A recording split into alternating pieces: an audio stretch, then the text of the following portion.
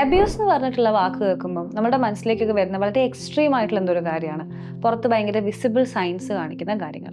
പക്ഷേ എല്ലാ ടൈപ്പ് അബ്യൂസും അങ്ങനെ പുറത്ത് വിസിബിൾ സൈൻസ് കാണിക്കണമെന്നില്ല. ഈ പുറത്തുള്ള മുറിവിനെയും കാട്ടും ഡീപ്പർ ആയിട്ടുള്ള ഇമോഷണൽ വൂൺസ് ഏൽപ്പിക്കുന്ന ഒരു കാര്യമാണ് അബ്യൂസ് എന്ന് പറയുന്നത്. ശരിക്കും എന്താണ് അബ്യൂസ്? പൊതുവേ ഫിസിക്കൽ അബ്യൂസ് അല്ലെങ്കിൽ ഫിസിക്കൽ ഹാമിനെ മാത്രമാണ് നമ്മൾ അബ്യൂസായിട്ട് കണക്കാക്കാറുള്ളത്. പക്ഷെ ശരിക്കും പറയുകയാണെങ്കിൽ നമ്മൾ സേഫ് അല്ലാതെ ഫീൽ ചെയ്യുന്ന അല്ലെങ്കിൽ വളരെ കൺട്രോൾഡ് ആയിട്ട് ഫീൽ ചെയ്യുന്ന, നമ്മൾ ഇമോഷണലി ഡിമിനിഷ് ചെയ്യേണ്ട സിറ്റുവേഷൻസ് ഒക്കെയും അബ്യൂസ് തന്നെയാണ്. ഇന്നത്തെ വീഡിയോയിൽ നമ്മൾ ഡിസ്കസ് ചെയ്യാൻ പോകുന്നത് ടൈപ്സ് ഓഫ് അബ്യൂസിനെ കുറിച്ചാണ്. ഫസ്റ്റ് ടൈപ്പ് എന്ന് പറയുന്നത് ഇമോഷണൽ അബ്യൂസ് ആണ്. ഒരു റിലേഷൻഷിപ്പിൽ അല്ലെങ്കിൽ ഏതെങ്കിലും ഒരു രണ്ട് വ്യക്തികളുടെ ഇടയിൽ ഒരു പ്രശ്നം ഉണ്ടാകുന്ന സമയത്ത് അവരെ പബ്ലിക്കലി ഹ്യൂമിലിയേറ്റ് ചെയ്യുക, അല്ലെങ്കിൽ വെറുതെ ആവശ്യമില്ലാതെ ഇൻസൾട്ട് ചെയ്യുക, ബുള്ളി ചെയ്യുക, നമുക്ക് ഓർമ്മയുള്ള കാര്യങ്ങൾ ഓർമ്മയില്ല, അല്ലെങ്കിൽ നീ പറയുന്ന തെറ്റാണ് എന്നുള്ള രീതിയിൽ ഗ്യാസ് ലൈറ്റ് ചെയ്യുന്ന രീതികൾ, അല്ലെങ്കിൽ നമ്മൾ ചെറിയ ചെറിയ കാര്യങ്ങൾ കൺട്രോൾ ചെയ്യുക, അല്ലെങ്കിൽ നമ്മൾ പറയുന്ന ഫീലിങ്സും കാര്യങ്ങളൊക്കെ മിനിമൈസ് ചെയ്യുക. നമ്മളുടെ സന്തോഷമൊന്നുമല്ല, നമ്മളുടെ സങ്കടമൊന്നുമല്ല, ഇതൊക്കെ വലിയ കാര്യമാണോ, നീ ഭയങ്കര ഇൻസെൻസിറ്റീവ് ആണ്, അല്ലെങ്കിൽ നീ ഓവർ റിയാക്ട് ചെയ്യുകയാണ്, അങ്ങനെയുള്ള കാര്യങ്ങളൊക്കെ ചെയ്യുന്നതിനെയാണ് നമ്മൾ ഇമോഷണൽ അബ്യൂസ് എന്ന് പറയുന്നത്. അടുത്ത ടൈപ്പ് ഓഫ് അബ്യൂസ് എന്ന് പറയുന്നത് വെർബൽ അബ്യൂസ് ആണ്. നമ്മളുടെ വേർഡ്സും ടോണും ഒക്കെ യൂസ് ചെയ്ത് നമ്മളുടെ അപ്പുറത്തുള്ള ആരുടെ സെൻസ് ഓഫ് വർത്ത് അല്ലെങ്കിൽ ഫീലിങ്സിനെയൊക്കെ ഹേർട്ട് ചെയ്യാൻ വേണ്ടിയാണ് നമ്മൾ വെർബൽ അബ്യൂസ് എന്ന് പറയുന്ന ചില ആൾക്കാർ യൂസ് ചെയ്യുന്നത്. അപ്പോൾ അതിന് കുറച്ച് എക്സാമ്പിൾ എടുക്കുകയാണെങ്കിൽ കോൺസ്റ്റൻ്റ് ആയിട്ടുള്ള ബ്ലെയിമിങ്, നീ അത് ചെയ്യുന്നില്ല, നീ ഇത് ചെയ്യുന്നില്ല, നിന്നെക്കൊണ്ട് എന്ത് പറ്റും എന്നുള്ള രീതിയിലുള്ള ബ്ലെയിമിങ് ആവാം. ഇനി അതല്ലെങ്കിൽ നെയിം കോളിംഗ് ആയിരിക്കാം, നിനക്കൊരു ബുദ്ധിയില്ല, നീ ഒരു പൊട്ടനാണ്, അല്ലെങ്കിൽ നിന്നെക്കൊണ്ട് വല്ലതും പറ്റുമോ എന്നുള്ള രീതിയിലുള്ള ലേബിളിംഗ് ബിഹേവിയേഴ്സ് ആയിരിക്കാം. ഇനി വളരെയധികം ഷൗട്ട് ചെയ്ത് എല്ലി ചെയ്ത് സംസാരിക്കുന്നതായിരിക്കാം, സർക്കാസം എന്നുള്ള രീതിയിൽ കളിയാക്കി പറയുന്ന തമാശകളായിരിക്കാം. അപ്പോൾ ഇതൊക്കെ നമുക്ക് വെർബൽ അബ്യൂസിൻ്റെ അണ്ടറാണ് വരുന്നത്.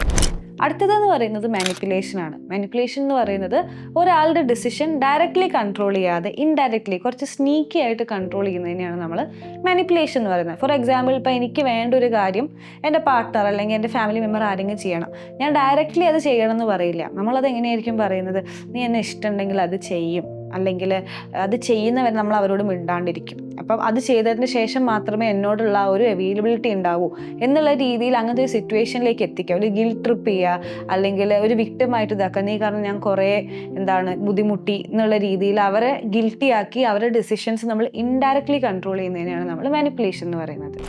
അടുത്തതെന്ന് പറയുന്നത് കൺട്രോളാണ്. പല റിലേഷൻഷിപ്സിലും അല്ലാതെ നമ്മൾ കണ്ടിട്ടുണ്ട്, നമ്മൾ ആരെ കാണുന്നു, ആരോട് സംസാരിക്കുന്നു, എന്ത് പഠിക്കുന്നു, ജോലിക്ക് പോകുന്നു, അല്ലെങ്കിൽ നമ്മൾ ചെയ്യുന്ന എല്ലാ ബേസിക് ആയിട്ടുള്ള കാര്യങ്ങൾ, അത് ഇൻക്ലൂഡിങ് ഹൗ യു ബിഹേവ് എന്നുള്ള മൈന്യൂട്ട് ആയിട്ടുള്ള കാര്യങ്ങൾ കൺട്രോൾ ചെയ്യുന്നതും ഒരു ടോക്സിക് ആയിട്ടുള്ള ഒരു അബ്യൂസീവ് പാറ്റേൺ തന്നെയാണ്. അടുത്തൊരു കാര്യം എന്ന് പറയുന്നത് ഐസൊലേഷനാണ്. അതായത് ഒരു റിലേഷൻഷിപ്പിലാവട്ടെ, ഇപ്പം എൻ്റെ ഒരു പാർട്ട്ണറിനെ ഞാൻ കംപ്ലീറ്റ്ലി ലിമിറ്റ് ചെയ്യണം, നീ നിൻ്റെ ഫ്രണ്ട്സിനെ വിളിക്കാൻ പാടില്ല, ഞാൻ നിൻ്റെ ഫാമിലീനെ വിളിക്കാൻ പാടില്ല, അല്ലെങ്കിൽ സോഷ്യലി നീ അത്ര ആക്റ്റീവായി ഇരിക്കാൻ പാടില്ല എന്നുള്ള രീതിയിലേക്ക് നമ്മൾ അവരെന്ത് ചെയ്യും, ഐസൊലേറ്റ് ചെയ്യിപ്പിക്കും. നമ്മുടെ ചുറ്റുമുള്ള റിസോഴ്സസ് ആണ് ഈ ചുറ്റുമുള്ള നമ്മുടെ ഫാമിലി അല്ലെങ്കിൽ ഫ്രണ്ട്സ് എന്നൊക്കെ പറയുന്നത്. നമുക്കൊരു ഇഷ്യൂ വരുന്ന സമയത്ത് നമ്മളെ സപ്പോർട്ട് ചെയ്യാൻ നമുക്ക് ഡിപ്പെൻഡ് ചെയ്യാൻ പറ്റുന്ന ആൾക്കാരാണ്. സോ ഇങ്ങനെ ഐസൊലേറ്റ് ചെയ്യുന്ന സമയത്ത് എന്താണ്, നമ്മൾ അവരുടെ അടുത്ത് നിന്ന് മാറ്റി നിർത്തുകയും കൂടുതൽ ഈ ഒരു ചെയ്യുന്ന വ്യക്തിയിലെ നമ്മൾ ഐസൊലേറ്റ് ചെയ്യിപ്പിക്കുന്ന വ്യക്തിയുടെ മേലെ ഡിപ്പെൻഡൻ്റ് ആവാനായിട്ടും അതൊരു രീതിയിൽ ഒരു അബ്യൂസായിട്ട് ആൾക്കാർ യൂസ് ചെയ്യുന്നതായിട്ട് കാണാറുണ്ട്. നെക്സ്റ്റ് വൺ എന്ന് പറയുന്നത് സൈലൻറ്റ് ട്രീറ്റ്മെൻ്റ് ആണ്.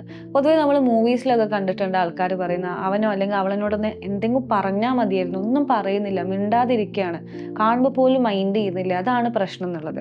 പലപ്പോഴും നമ്മൾ കണ്ടിട്ടുണ്ട്, എന്തെങ്കിലും ഒരു ഇഷ്യൂ ഉണ്ടാകുന്ന സമയത്ത് അതിനെ ഡീൽ ചെയ്യാനോ സംസാരിക്കാനോ നിൽക്കാതെ ഒരു കംപ്ലീറ്റ് ഷട്ട് ഡൗണിലേക്ക് പോവുക, കാര്യങ്ങളെക്കുറിച്ച് ഡിസ്കസ് ചെയ്യില്ല, ഇമോഷണലി അവൈലബിൾ ആയിരിക്കില്ല, കമ്മ്യൂണിക്കേഷൻ ഇല്ല, ഒരേ വീട്ടിലാണെങ്കിലും ഒരേ റൂമിലാണെങ്കിലും വളരെ കോൾഡ് ആയിട്ടുള്ള രീതിയിൽ ആക്ട് ചെയ്യുക. സോ ഇത് അപ്പുറത്തുള്ള ആളെ ഭയങ്കരമായിട്ട് ഹേർട്ട് ചെയ്യുന്ന ഒരു കാര്യമാണ്. അവർക്ക് ഭയങ്കരമായിട്ട് അവർ ആങ്ഷ്യസ് ആയിരിക്കും.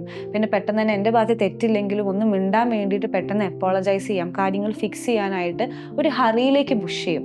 അപ്പോൾ ഈ സൈലൻറ്റ് ട്രീറ്റ്മെൻറ്റ് എന്ന് പറയുന്നത് ഒരു വേ ഓഫ് അബ്യൂസ് തന്നെയാണ്.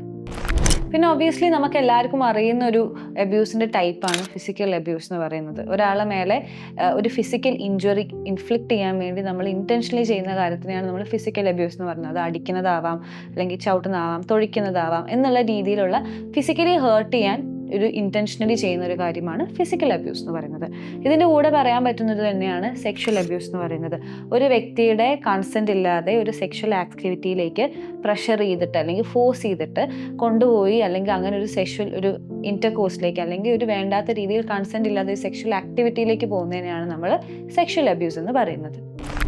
പിന്നെ പല റിലേഷൻഷിപ്പിൽ നമ്മൾ കണ്ടുവരുന്ന പക്ഷെ ഒരു അബ്യൂസ് എന്ന് ലേബിൾ ചെയ്യപ്പെടാത്തൊരു കാര്യമാണ് ഫിനാൻഷ്യൽ അബ്യൂസ് എന്ന് പറയുന്നത്. അതായത് നമുക്കറിയാം നമ്മുടെ ലൈഫിൽ മണിക്ക് എത്രത്തോളം ഒരു ഇമ്പോർട്ടൻസ് ഉണ്ട്. പല ഡേ ടു ഡേ ആക്ടിവിറ്റീസ് മുന്നോട്ട് പോകണമെങ്കിൽ മണി ഉണ്ടായാൽ മാത്രമേ പറ്റുള്ളൂ. പക്ഷേ അതിലൊരു ഓവർലി കൺട്രോൾ വരിക അല്ലെങ്കിൽ ആ റിസോഴ്സസിനെ കൺട്രോൾ ചെയ്യുക എന്ന് പറയുന്നത് ഫിനാൻഷ്യൽ അബ്യൂസ് തന്നെയാണ്. ഫോർ എക്സാമ്പിൾ എടുക്കുകയാണെങ്കിൽ നമ്മൾ ജോലിക്ക് പോകുന്ന ഡെസിഷൻസ് കൺട്രോൾ ചെയ്യുക. ഇനി ജോലിക്ക് പോയി കിട്ടിയ സാലറി മൊത്തമായി വാങ്ങി വെച്ച് ഞാനാണ് ഇതിൻ്റെ നിനക്ക് വേണ്ട ആവശ്യങ്ങൾ ഞാൻ നടത്തി തരും എന്നുള്ള രീതിയിലേക്ക് ഒരു കൺട്രോൾ കൊണ്ടുവരിക. അല്ലെങ്കിൽ നമ്മളുടെ മേലെ നമ്മളായിട്ട് എടുക്കാത്ത ലോൺസ് ഡെറ്റ്സ് കൊണ്ടുവരിക എന്നൊക്കെ പറയുന്നതും ഒരു ഫിനാൻഷ്യൽ അബ്യൂസ് തന്നെയാണ്. പല റിലേഷൻഷിപ്പിലും ഫാമിലിയിലും പല ടൈപ്പ് ഓഫ് അബ്യൂസ് ഉണ്ടായിട്ടും ആൾക്കാർ അതിൽ കണ്ടിന്യൂ ചെയ്യുന്നത് എന്താ വെച്ചിട്ടുണ്ടെങ്കിൽ ചിലപ്പോൾ ആ ഒരു ഫിയർ ആയിരിക്കും, അവിടുന്ന് പുറത്തു പോകാനുള്ള പേടി, അല്ലെങ്കിൽ ഇനിയും കുറച്ചും കൂടി കാലം നിന്നാൽ എന്തെങ്കിലും റെഡിയാവും, സ്നേഹം കൊണ്ട് കാര്യങ്ങൾ റെഡിയാക്കാൻ പറ്റും, അല്ലെങ്കിൽ ഫാമിലി ആയിപ്പോയി ഇത് ബ്രേക്ക് ചെയ്യുക എന്ന് പറയുന്ന വലിയൊരു ടാസ്ക് ആണ് എന്നുള്ള രീതിയിലൊക്കെ ചിന്തിച്ചിട്ടായിരിക്കും. ഈ അബ്യൂസിനെ സ്റ്റോപ്പ് ചെയ്യാനായിട്ട് നമുക്ക് ചെയ്യാൻ പറ്റുന്ന കുറച്ച് കാര്യങ്ങളുണ്ട്. ആദ്യത്തെ കാര്യം എന്ന് പറയുന്ന പാറ്റേൺസ് ഐഡൻറ്റിഫൈ ചെയ്യുക എന്നുള്ളതാണ്. എന്ത് ടൈപ്പ് ഓഫ് അബ്യൂസ് ആണ് അല്ലെങ്കിൽ ഏതൊക്കെ സിറ്റുവേഷനിലാണ് നടക്കുന്നതെന്ന് മനസ്സിലാക്കുക. നമ്മളുടെ സപ്പോർട്ട് സിസ്റ്റം ആയിട്ടുള്ള ഫ്രണ്ട്സ് ആൻഡ് ഫാമിലീൻ്റെ അടുത്ത് ഹെൽപ്പ് സീക്ക് ചെയ്യുക. അതുപോലെ തന്നെ കാര്യങ്ങളുടെ മേലെ വർക്ക് ചെയ്യാൻ പറ്റുന്ന കാര്യങ്ങളാണെങ്കിൽ വർക്ക് ചെയ്യാനായിട്ട് ട്രൈ ചെയ്യുന്നതായിരിക്കും നല്ലത്. ഇപ്പം അതല്ലാത്ത പക്ഷം അത് വല്ലാതെ നമ്മളെ എഫക്റ്റ് ചെയ്യുന്നുണ്ട്, വർക്കബിൾ അല്ല, അല്ലെങ്കിൽ അത് വളരെയധികം നമ്മുടെ ഡെയിലി ഫംഗ്ഷനിങ്ങിനൊക്കെ എഫക്റ്റ് ചെയ്യുകയാണെങ്കിൽ തീർച്ചയായിട്ടും ഒരു പ്രൊഫഷണൽ ഹെൽപ്പ് സീക്ക് ചെയ്യുന്നത് നല്ലതായിരിക്കും. നമ്മളെ ഒപ്പത്തിൽ 24/7 തെറാപ്പി സപ്പോർട്ട് അവൈലബിൾ ആണ്. നിങ്ങൾ അങ്ങനത്തെ സിറ്റുവേഷനിലൂടെ പോയിക്കൊണ്ടിരിക്കുകയാണ്, ഒരു പ്രൊഫഷണൽ ഹെൽപ്പ് വേണം എന്ന് തോന്നുകയാണെങ്കിൽ നമ്മൾ ഡിസ്ക്രിപ്ഷനിൽ ലിങ്ക് കൊടുക്കുന്നതായിരിക്കും. You can check it out.